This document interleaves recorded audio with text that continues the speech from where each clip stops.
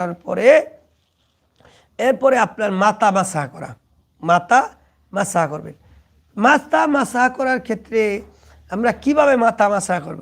মাথা মাসা করার ক্ষেত্রে আমরা অনেকে ভুল করে থাকি। মাথা মাসা করার সিস্টেম হইল, দেখেন, খেয়াল করবেন।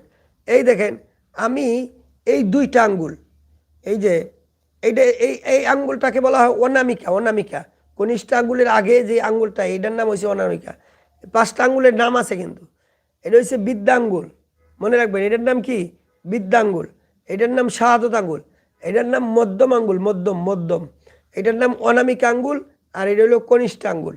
মনে রাখবেন, বৃদ্ধাঙ্গুল, শাহাদত আঙ্গুল, মধ্য আঙ্গুল, অনামিকা আঙ্গুল, কনিষ্ঠ আঙ্গুল। 5টা নাম আঙ্গুলের। তো 5টার মধ্যে আমি এই যে মধ্যম আঙ্গুল আর এই অনামিকা আঙ্গুল, এই দুইটা আমি একত্রিত করছি। দেখেন, এই যে এইভাবে আর এইভাবে করছি, এই দুইটা একত্রিত করছি। করার পরে এইভাবে আপনি এইভাবে, এই যে এইভাবে মাথার কাছে নিয়ে মাসা করবেন। এইভাবে নিয়ে পিছন দিকে নেবেন। নেওয়ার পরে এই যে হাতের এই অংশটা দিয়া আপনি এইভাবে অংশটা দিয়ে এইভাবে, এই যে এই সাইডটা মাসা করবেন। এই সাইডটা এইভাবে আনবেন, আর এই হাত দ্বারা এই সাইডটা এইভাবে আনবেন। তাহলে আপনার কি গেল?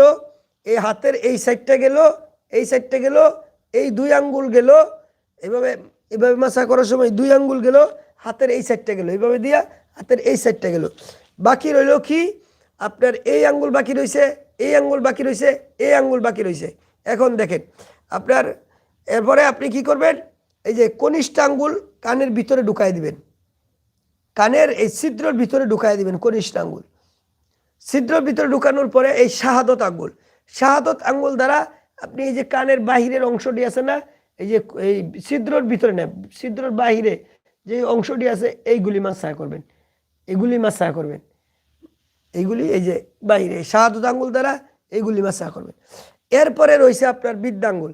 বৃদ্ধাঙ্গুলের দ্বারা এই যে এই যে অর্থাৎ কানের বাহিরের অংশ মাসা করবেন। বৃদ্ধাঙ্গুল দ্বারা কানের বাহিরের অংশ মাসা। এরপরে যে কাজটা করতে হবে, আপনার এই যে পিছন, হাতের পিছন দ্বারা গর্দান মাসা করবেন। এই যে গাড্ডা এইভাবে মাসা করবেন। গলা না, গলা না, গলা মাসা করা নিষেধ। গর্দান, গর্দান মানে ঘাড়, ঘাড় মাসা করবেন এই যে এইভাবে। আমি